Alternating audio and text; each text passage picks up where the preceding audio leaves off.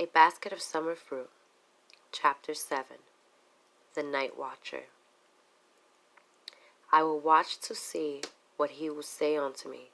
Habakkuk, chapter 2, verse 1. A New Year's model card bears the above text with the representation of an armed man standing on the wall of a fortress in a posture of intense expectation and watchfulness. With his hand he uplifts his visor, that he may the more steadfastly look through the enveloping darkness. And whether he be waiting for the day to dawn, or looking for the approach of an enemy, or anticipating the arrival of friends, his whole attitude is suggestive of patient and expectant watching, of danger disregarded, and of duty nobly done. It is not, however, so much to this pictured warrior that I wish to draw your attention as to the text he is supposed to illustrate. Do you notice, dear reader, the singular form of expression here used? I will watch to see what he will say unto me. Watch to see what God says. There lies the strangeness of the prophet's exclamation. For if he had said he would wait to hear, we would have found nothing extraordinary in the sentence. But God often spoke by signs to his people in those days, and Habakkuk was, doubtless, quite accustomed to watch for indications of his mind and will in all the surroundings of nature and providence. As the eyes of servants look onto the hand of their masters, so did the prophet's eyes wait upon the Lord his God, and as he stood upon his watchtower, God revealed the goings forth of the Lord to him, and instructed his servant by signs and wonders in heaven and earth and sea. Who can read in the 3rd chapter of this prophecy those glorious descriptions of heavenly panoramic visions without being awed and thrilled by their majesty? Those olden days of open vision and prophecy are gone by, but does not our loving Father even now, though in gentler fashion, sometimes speak to his children by what they see as certainly and true as if a voice had reached their outward ears? I think so, and to explain my thought, I will relate an incident which happened to me and which forcibly interpreted to my heart the words of the inspired prophet. Awaking from a quiet sleep a little after midnight, I experienced a curious constraint to leave my warm bed and draw aside the curtains of my window.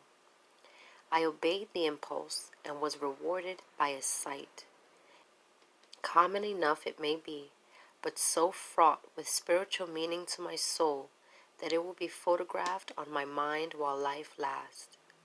The sky was dark and heavy. Not a star was to be seen. The black mantle of night hung low upon the earth and seemed ponderous in its dense obscurity. The lights of distant villages and towns twinkled feebly, and a deep silence made the darkness more oppressive.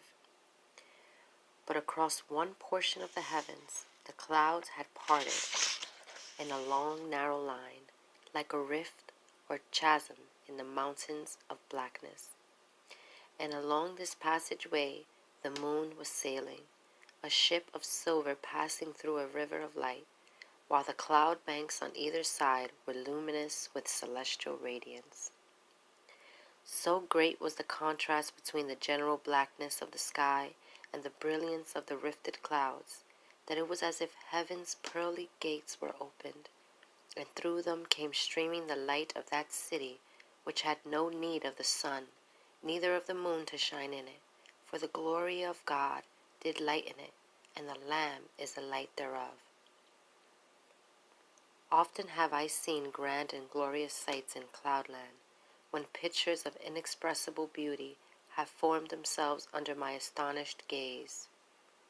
Alpine peaks and snows and glaciers, as apparently real as the sublime realities, have for a time displayed their magnificent proportions, and then gradually melted into lovely green lakes, and purple hills, and golden sands, and shining rivers. And sometimes, though far more rarely, while I have watched the heavens with spellbound eyes, whole cohorts of angels have passed by on swift wings, or gathered their shining legions together for fierce battle with the opposing forces of the prince of the power of the air. But this midnight scene was less imaginative, more real, more spiritual than anything I had before witnessed. It seemed to have God in it, and the place whereon I stood was holy ground. The appearance of such pure, unsullied light breaking through a dark and threatening sky, the strange position of the long illuminated pathway across the heavens, and the unusual effulgence of the clouds lining the pathway, all these presented a vision so sublime and celestial that my heart was awed and humbled as in the very presence of God, and my soul said, "Surely this is none other but the house of God, and this is the gate of heaven." For some time I stood gazing at the heavenly vision, adoring and admiring, watching to see what he would say unto me, trying to spell out the words which heaven was signaling to earth, and worshipping with loving reverence the tender Father, whose love and care and faithfulness were written in letters of light across the black and threatening sky. Then, with a solemn feeling of awe upon me, as if I had almost seen the open gates of the celestial city and heard the songs of the redeemed ones, I crept back to my bed, trembling but trusting, glad in the Lord, and rejoicing in my God. The thick curtains of my windows shut out both the light and the darkness, but the glorious vision had done its sweet work in my heart. I had seen the words by which the Lord comforted and cheered my soul, and I fell immediately into a peaceful and refreshing sleep.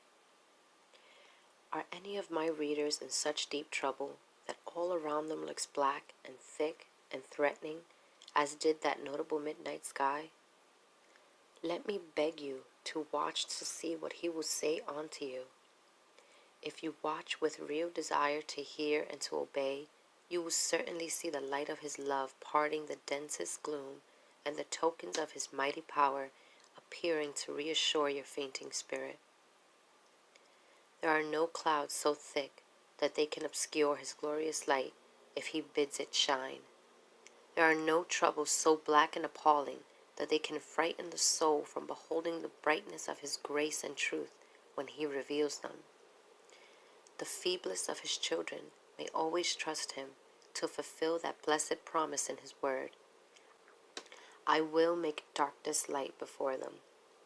And oh, how small and light our greatest griefs and losses and afflictions seem when illumined by the bright beams of the glory land.